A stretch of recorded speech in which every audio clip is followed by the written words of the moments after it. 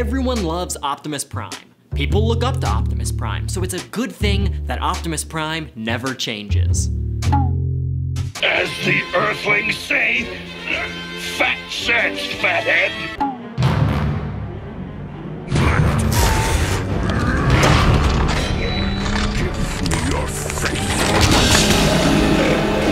Okay, so, alright, there's been some rough patches, but I'm here to focus on the toys. I want to know if the toys have gotten better or worse over the years. From G1 to the Unicron trilogy to the Bayverse, which Optimus Prime is the best? And which ones, oh god, what is that?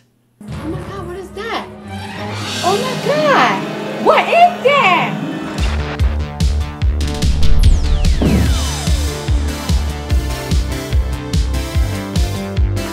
Hi, I'm Jet Kuso, and I am qualified to speak on this subject. Look, there's me with Optimus. Oh, there's me again. Optimus again. Oh, yeah, Optimus. Oh, that one's like a Lego guy. Oh, wow, that's a lot of shelves of Optimuses. Oh, hey, look, there's me in the Optimus truck. Wow. You see, I've always been a fan, but I was just a kid back then. Now I'm a big grown-up adult full of working class dread and ibuprofen, and that makes me better equipped than ever to judge the quality of children's toys. And these literal actual robots? Let's go one by one, comparing the Robosen figures to everything that came before. Are they better than the old toys? Will they satiate my mature adult sensibilities better than the plastic? Will they make me feel like a kid again? You know, like the 21 Pilots song. Let's find out. 1984. Here you see the very model of a modern robot general, the first Optimus Prime and the design against which all future primes are judged. Its DNA is inescapable, even if it's not your favorite of the primes. And that's not just because he's the Autobot leader and he was in the show and yada yada yada. Regardless of what came later, this toy is actually good.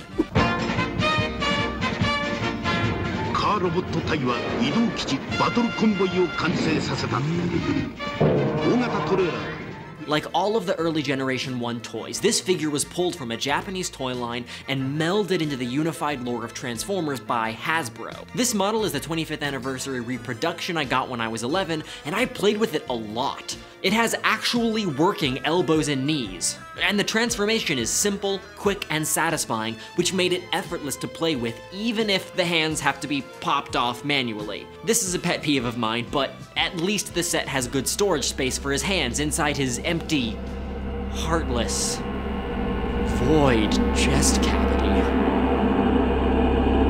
Or you can toss him in the trailer. The trailer has its own little action features, like this little launchable drone, a freaky battle pod thing that can stick up through the roof of the trailer, and it all folds out into a big platform on which to wage brutal intergalactic war. The trailer and its features turn this first Optimus Prime from just a toy into a full playset. And the heightened play value of the play set format is a pro that quite a lot of these toys share, including the 1988 version of the same character. Power Master Optimus Prime, greatest leader of his time.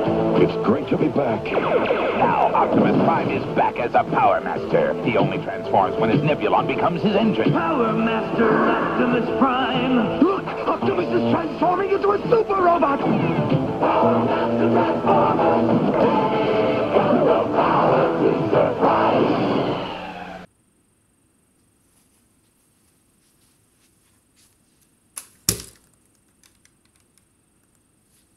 Immediately, it's evident that the design of Optimus Prime's robot mode has become iconic, seeing as the second version of this toy already has a fake grille and a fake windshield chest just to make it look more like the cartoon. The super mode for this figure is unposable, unplayable, and requires a separate piece to create his giant head. But it is a super mode, so there you go. That's a thing. Super mode is where you add some pieces to make him bigger. There's a whole lot more of those to come. After that, we have to talk about the next Optimus Prime.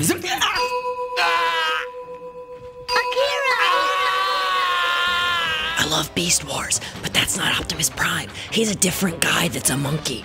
Optimus Prime showed up one time as a big sleepy guy in that show, but there's no toy for the big sleepy guy, so we're moving on. 13 long years passed without a new Optimus Prime, and I'm not particularly fond of the one we eventually got.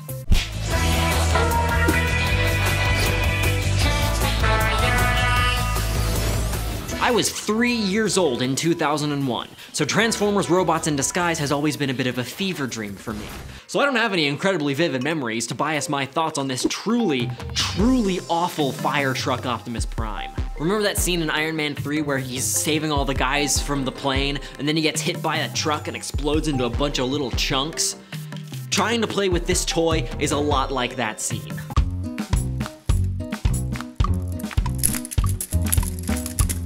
The normal mode Optimus figure doesn't even turn into a functional vehicle mode on its own, and it's almost impossible to figure out how to assemble the numerous chunks in the correct way without resorting to prayer, a dowsing rod, and a blood sacrifice.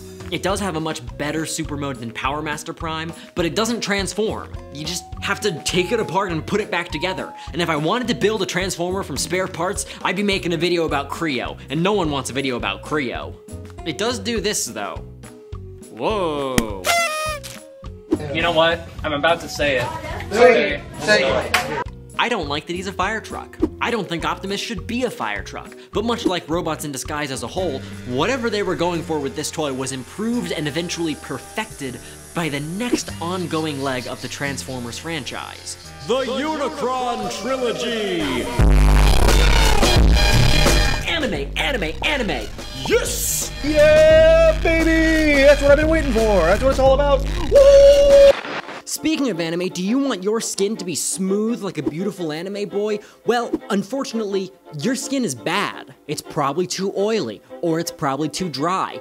Whatever you do, you can't find the right combination of those two factors. It shouldn't be either. What you want to do is you want to take the gunk off of your skin, and then you want to put good stuff, nutrients, moisture, back into your skin. You don't know how to do that. Well, I do with this video's sponsor, Tiege Hanley. It's a men's skincare company with all kinds of incredible products to just fix this.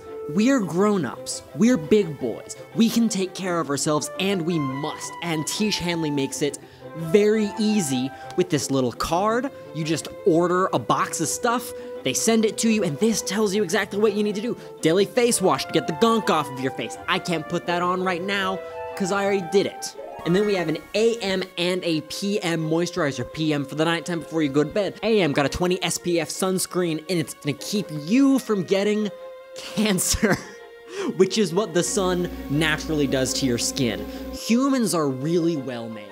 It's super late. I'm about to go to bed. I'm gonna put on the PM right now to destigmatize men taking care of themselves. Look at that, it just disappears. It disappears into my skin. I don't look oily, I don't look gunky, I don't feel slimy or creamy, it just absorbs. My skin has been looking better and feeling better than it has ever before, and because Tiege Hanley is sponsoring this video, they are offering a special deal to my viewers. Just click the first link in the description and get 30% off of your first box plus a free gift. Don't miss out on this amazing deal, click that link and get started today. New Transformers Armada. Join Optimus Prime and Megatron in the battle for the Minicons. Megatron, prepare for attack! But Optimus Prime prevails in 3 modes. Batteries not included. Starting with 2002's Transformers Armada, we get a vastly different look for Optimus Prime. Smaller and spry, for the very first time lacking his iconic windshield pecs. It's a truly sexy looking design, and he's voiced by Optimus Primal voice actor Gary Chalk, who does an amazing job. My childhood Optimus Prime. This little small toy was my first Optimus Prime figure, and it's pretty heckin' solid in terms of posability, ease of transformation, and the stability of the vehicle mode. That is delicious. Finally. Some good food. It was only later in life that I got the coveted leader class version of the figure with the trailer, albeit missing a few parts. This toy takes batteries, which I think means it's supposed to have crazy lights and sounds and stuff, which I've never actually tested as of writing this script, so BRB, I'm gonna go look for batteries to try this out. BRB. Okay, so straight up, I didn't know that this did this. I just put all the batteries in, and I had no idea how relevant this is for this particular video. If you just...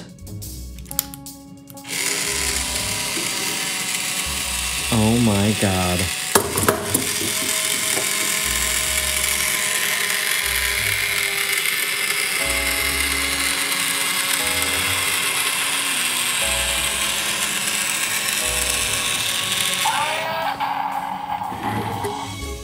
you believe this? Sorry, Robo-Sen, you didn't do it first. I always used to wonder why his lower half is an unarticulated Victorian skirt, but this explains so much. It doesn't even have any buttons to make this happen. The main toy has internal switches that activate different infrared signals as you convert him into different modes, either to create the trailer, the battle platform, which I'm currently missing parts for, or the super mode. Once a switch is activated, the trailer just goes. And just like the anime, his head flips up when you attach the robot to his pretty skirt, and there you have it. And a sort of underwhelming big figure that you can mostly just slide around, but it's good and unique. Screw you, I like it. It's a really good playset for minicons especially, and there are other figures like Jetfire and Overload that can also combine with the base mode or the robot mode to make it even crazier. After that is 2004's Transformers Energon, and gosh darn, look at this thick-centered man. It's a return to form for the classic windshield chest, but his proportions are so wild. Like usual, the explanation sits in the trailer. This time, not a true truck trailer transformation. Trapdoors traffic tricolor trolleys to transform Optimus Prime into a big honkin' Megazord man. These drones don't transform into robots, but any of them can be either an arm or a leg. They can be whatever you want them to be. This guy's got lights and sounds. You can buy Wing Saber, who also turns into arms and legs, and then turn him into arms and legs and put him on there. You can get Omega Supreme and put Optimus in there. But most importantly, the trailer has a built-in helipad for the helicopter drone, cause why wouldn't it? Unmatched play value in the Unicron trilogy so far, and Optimus Prime isn't a fire truck anymore. I can finally leave! Martha, I'm coming home, sweetie! I'm back in the building again! For all the play value of the previous two entries, this was the Optimus Prime figure I played with most as a kid. The colors are right, the proportions are great in regular mode, the vehicle mode is... okay, he's a fire truck, but he's a flying fire truck, so I'll choose to forgive it. This time. These two chunks have to be manually removed and manually clicked back into place. And you know I hate chunks, but the result of it is good enough that I'll forgive it. Cybertron Optimus Prime has the best looking super mode of any Optimus Prime ever. The wings, tight. The underslung blasters, tight. The way the chest windows open to reveal a removable matrix of leadership, tight. There's even a lever on the back of his head to make his little faceplate slide up. Cute. He also has some cool combinations, such as this actual lion that turns into his entire arm. Good for them. But alright, I shouldn't go any farther without pointing out just how biased I am towards these toys. When I look at these figures, all of my instincts tell me that this is the best it's going to get. Looking at them makes me want to play, and I can't tell if that's because they're amazing, perfect creations, or if it's because these are the ones I actually played with when I was a kid. These were the toys that I had during my primo toy years, the age when I was still crashing them together and making them shoot missiles at each other while making up action scenes and doing silly voices. These toys are robust, tactile, incredibly toyetic, and full of action features. But I can't actually play with them, can I? It would be ridiculous if I went and sat on the carpet and started pretending to make them fight. And even if I could do it, there's no way it would feel how it felt as a kid. I'm an adult man, so as nostalgic as they are, they're toys. And at this age, I should really be more interested in adult collectibles. Ah, the Bayverse movie toys. These are some pretty complex and mature collectibles, huh? They certainly made me feel like a real puzzle master in my youth, just trying to figure out how all these flaps and panels are supposed to fit together, and I know how to transform a transformer. I'm old enough that I can... I'm old enough.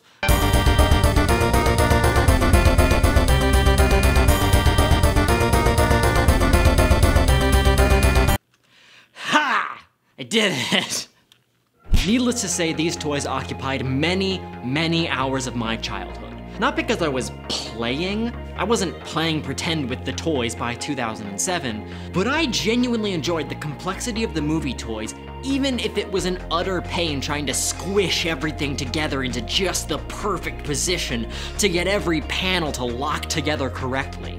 The first movie toy does have action features with this head thing that it does, and the sort of half-automated feet, and you know, the way the gun flips out with a little lever.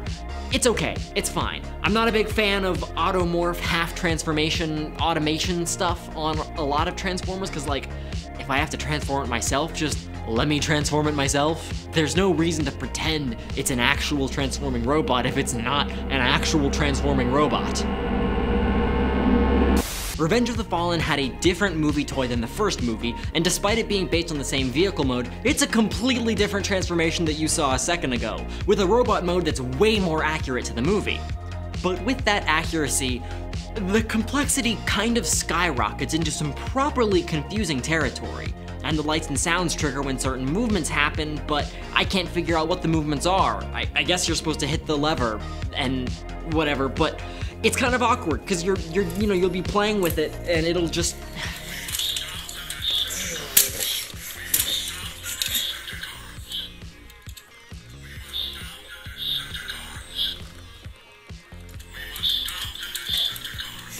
I'm not really a huge fan of stock voice phrases either, especially not when it's the same ones over and over again, cause like, I'm supposed to be playing pretend, right? I much prefer the 2007 toy, which has sounds, but it's just sound effects and not voices, so you don't have that issue.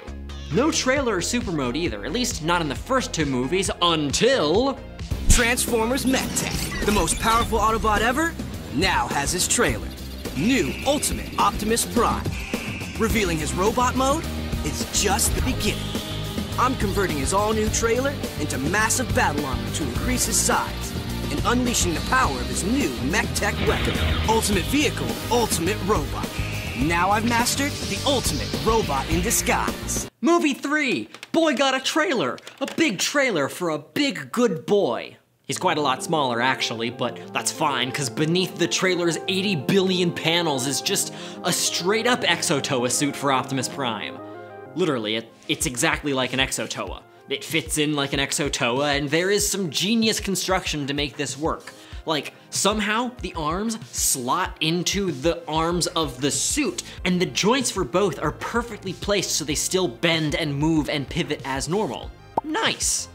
He looks pretty frickin' cool, and the legs have exactly 2 more points of articulation than Armada's super mode. However, the process of the transformation is an absolute slog, and the ultimate result isn't very, I guess you could say, playable. It's like a wingsuit, but the wings themselves break off like the tail of a scared lizard. It feels fragile, the plastic feels brittle, and it just has no hope of being as robust as many of the Unicron Trilogy toys. And with how incredibly challenging the transformation is, its ability to change back and forth at a child's whims is unlimited.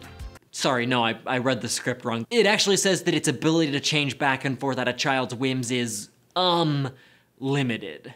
Probably the most toyetic feature is the giant flip-uppable gun, which has 3 separate buttons for different modes of fire. Finally some room for imaginative play. Altogether, the movie toys are a big departure in play pattern. A shift in focus towards complexity and accuracy over creating the most fun possible toys. And with Peter Cullen returning to voice the character for the first time in decades, it only follows that the version of Optimus we see in the TV show from the same era ended up very, very different. I'm so blue.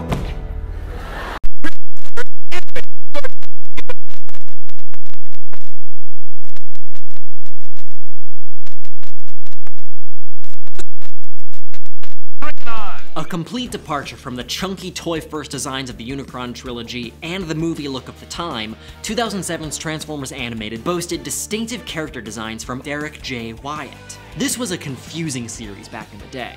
Straight up cartoons, coming hot off the tail of the end of Transformers Cybertron, where toy and show designs were one-to-one and always designed as toys first. Now, Hasbro and Takara had the impossible-seeming task of turning these cartoonish robots and cartoonish cars into actual physical things. And somehow, they actually did a really good job. This deluxe class Optimus Prime looks spot on in both modes, and so do pretty much all of the other Optimus Primes they made for this series.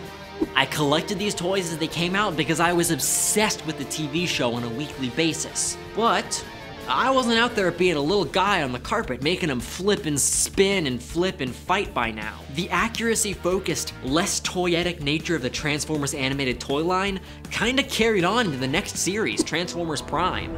Once again, TV show designs first, toy designs second. Both of these shows ended up being incredible works of storytelling, probably because they were stories before they were toy commercials. And while both toy lines boast really impressive replicas of those animated designs, they never had the sort of gimmicky synergy of the Unicron trilogy. About halfway through Transformers Prime, I trailed off and stopped watching, probably just because I was growing up and I was on the internet more than I was in front of the TV. But I actually felt guilty about not finishing that show. I still do. Even if I was just growing up, it didn't feel like growing up. It felt like betraying the things that I liked. So I started telling myself, oh, that show just wasn't good, just to take the pressure off of myself, whether it was true or not. Meanwhile, Transformers 4 was the first piece of media in the entire franchise to actually disappoint me. I don't have any toys from that movie because watching it made me feel genuinely sick to my stomach for days. Which seems ridiculous, but as a 16-year-old kid, I'd never really felt betrayed by media that I was so excited for. I was a Transformers fan, so I should like the Transformers thing, right? I was the Transformers fan. It was the first franchise I ever liked. It was my franchise, and yet, I guess I just didn't like it anymore. I didn't play War for Cybertron because at BotCon, either Hasbro or the developers said it was in continuity with Transformers Prime, and I was way behind on Transformers Prime. I didn't watch 2015's Robots in Disguise, or Rescue Bots, or any of the Netflix shows. I didn't watch The Last Knight. Basically, I'd resigned myself to thinking that my friendship with Transformers had ended, and now, working a job at Sears was my best friend. Whatever had me so enamored with the franchise as a kid, whatever that bright-eyed little wheat thin sitting in the truck was thinking back then, that spark had faded. I resigned myself to believing I'd just grown out of it.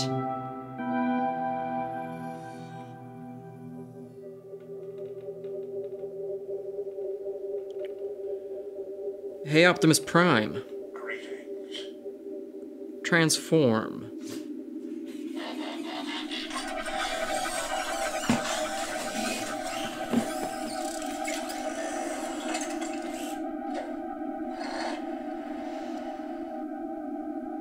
Yeah, all right, let's do this.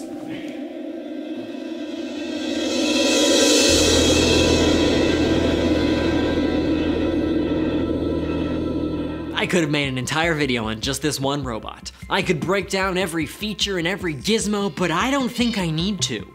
You've probably seen people talking about it already, and if you haven't, just looking at it tells you absolutely everything you need to know. There's no trick, no catch, it just works. It's the Optimus Prime truck, and it transforms on its own into Optimus Prime, and it looks absolutely amazing. It's stunning. The engineering is precise, and in all of my testing, it's never failed to do exactly what it's supposed to do. He can do push-ups, he can punch, he can play the drums. The only thing he can't do is work right on carpet, but neither can any other Optimus Prime figure. Where's the commands? Hey, Optimus Prime. Engage.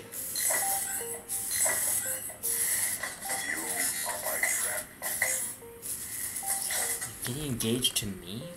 You can operate him by tedious voice command and feel like a grandma yelling commands at a CRT computer screen in the library, or you can use the app to control him, like how Megatron controlled that Optimus Prime drone he made in that one episode, where all the Autobots were like, "Seems legit, I trust you implicitly." The only frustrating thing that I found is that the weapons have to be put manually in his hands, which is important because a lot of the gestures rely on the weapons to be there in order to not look really stupid.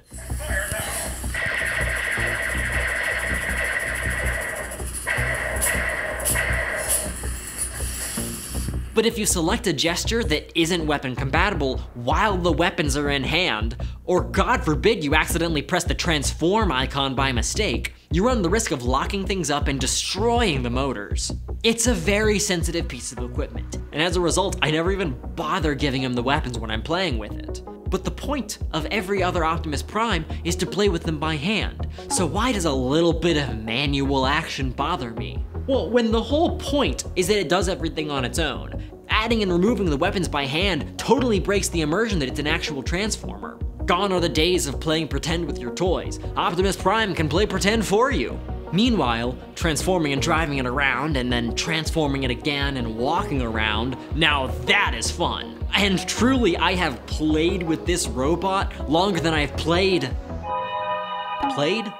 Controlled? Operated? Either way, I've spent more time with this thing than I've spent with any single toy in years, just to enjoy the spectacle of its movement. Meanwhile, there's this guy.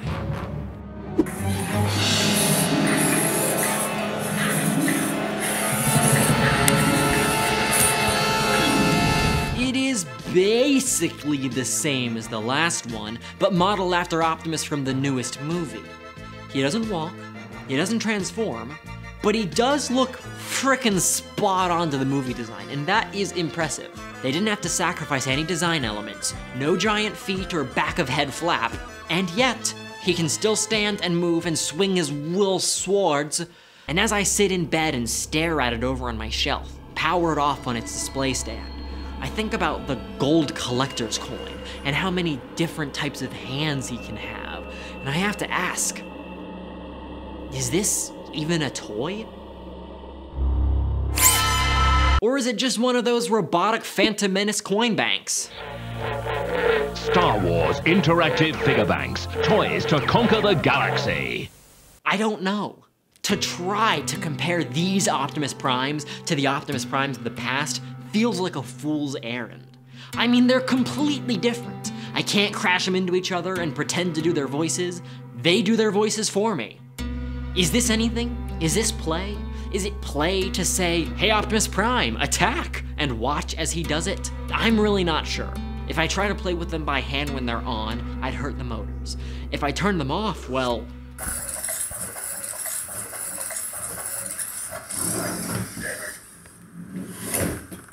No! It was too much. You ran out of batteries. I mean, this straight up feels like a corpse. I feel like I'm holding a dead animal, to the point where it shocks me that the figure doesn't spontaneously depigment when it shuts down. And the fact that it goes limp when it turns off means that it simply does not work for display. It's always gonna be floppy, which is a problem that the movie Optimus doesn't have since it has a display base. A mature man's way to enjoy a miniature giant robot. Distinguished, refined. The movie Optimus seems to accept that it's an expensive collectible to be shown off like a trophy, while the transforming Optimus refuses to be anything other than a plaything. So I guess that makes this one a toy and this one an adult collectible? But didn't I grow out of Transformers years ago? Whether they're collectibles or toys or whatever, why start again now? Maybe I'm deep enough into adulthood that I need to start recapturing my childhood. Maybe this is what it takes to make me feel like a kid again. Or, no, maybe this is what it takes to make what I liked as a kid make me feel like an adult. No, that doesn't make any sense.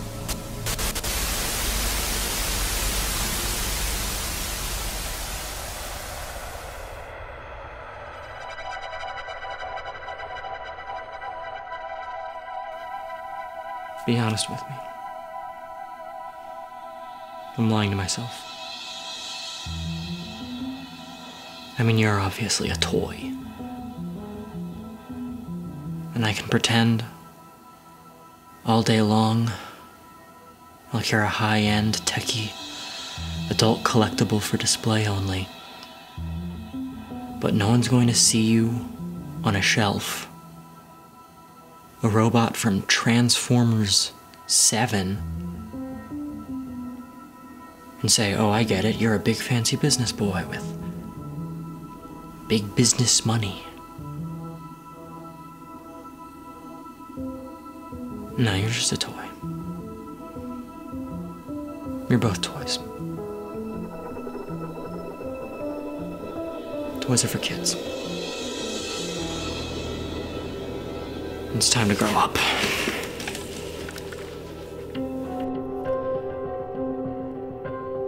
Collectors buy expensive vintage toys and leave them in the box and put them on a shelf to feel mature. They buy new high-end playthings and say it's grown up because it's expensive, but it doesn't work. Toys can't be more grown up. Toys are toys, and whether you put them on a shelf or play with them, someone's always going to think it's cringe and immature and childish. So what's the point? What's the point if I can't make my collection look mature and my collection can't make me feel like a kid? Do I have to keep spending more and more money to keep getting bigger and cooler things to try to make myself happy while pretending they're not toys so I can feel like a grown-up? Do I have to hate every new show that comes out because it isn't like what I remember? Is that what I do now, forever, until I die? Is it my fate to spend the last 3/4 of my life trying to recapture the first, failing at every step because I'm too embarrassed and too ashamed to have fun like I used to?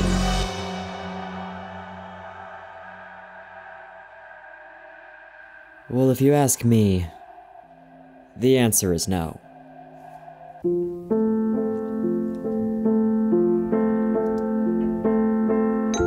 This is, a quote from C.S. Lewis, author of The Chronicles of Narnia. Critics who treat adult as a term of approval instead of as a merely descriptive term cannot be adult themselves. To be concerned about being grown up, to admire the grown up because it is grown up, to blush at the suspicion of being childish, these things are the marks of childhood and adolescence. And in childhood and adolescence they are, in moderation, healthy symptoms. Young things ought want to grow, but to carry on into middle life, or even early manhood, this concern about being adult is a mark of really arrested development. When I was 10, I read fairy tales in secret, and would have been ashamed if I had been found doing so. Now that I am 50, I read them openly. When I became a man, I put away childish things, including the fear of childishness and the desire to be very grown up. I don't think I need to seem mature, nor do I need to judge everything compared to how much I enjoyed things when I was a child. I don't need to recapture anything, because I'm still the same person. I'm still that kid.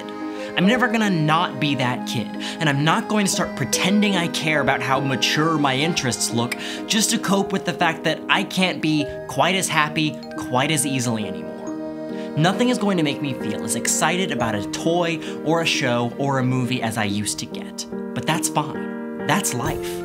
There's no way for this robot or this robot to spark as much joy as I feel when I hold Super Mode Optimus Prime combined with Leo Breaker to form Savage Claw Mode, but that's not the frickin' point. These robots are exactly what they're trying to be. They're not going to give me a feeling that I've lost, but they have given me a new feeling, and I love them for that. Better or worse, what's the best Optimus Prime? Is it worth buying? Screw all of that. If you think Bayverse Prime is the best, you can. If you think G1 Optimus will never be surpassed, you should. If finding new curiosities makes you happy, then buy new toys, big or small, and love them for everything that makes them unique. If you want to display your toys, play with your toys, remote control your toys, keep them in mint condition, or sit on the carpet and smash them into each other, do it. And do it without any shame. Freedom is the right of all sentient beings, including the freedom to grow up and to be childish anyway. This is Jet Kuso, and I'll see you next time. Hey, before you go, all I ask you to do is to go watch another video on this channel. You can post a comment if you want, you can subscribe if you want, but mostly, just watch another video and let YouTube know that you want to see more videos from me, because everything is algorithms and we must conform to them. Aside from that, you can check out my Patreon to see some exclusive unboxings and other cool videos. Thank you to my Diamond patrons, Immortal Blank and Chukabear, my Titan patrons, She Vidist, Sierra 107, Gusano, Big Chungus 69, Razu Ryan, Pleco Pleco, Roman Lewandowski, and Banana Jones. Thank you to my hyper patrons Gavin Greenlee, David, Trouble, Duskanthro, Midorios, and Lucid Lana, who likes my Tumblr posts. Thank you. Oh, and new base patrons, Kara L, Daniel, and Mario Solace. Thank you so much for helping support me and doing weird stuff like this.